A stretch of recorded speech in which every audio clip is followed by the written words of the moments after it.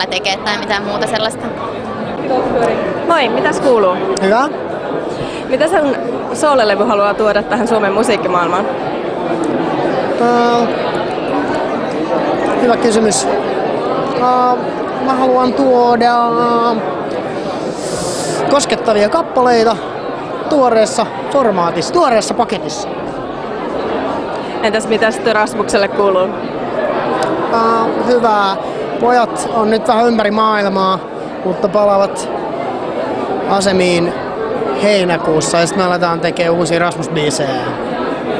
Siihen asti sooloilen ja sekoilen ympäriinsä. Onko sulla keikkoja tiedossa paljon? No ei nyt ole oikeeta rundia vielä, mutta tässä on muutamia TV-esiintymisiä keväälle ja sitten ehkä olisi kiva tehdä ainakin yksi festari. Onko tämä konevaikutteinen musiikki nyt sitten tulevaisuutta? Meneekö se rockin edelle? Tässä on tärkeää se, että voi pitää rockin rockina tai Rasmuksen sellaisena kuin se on.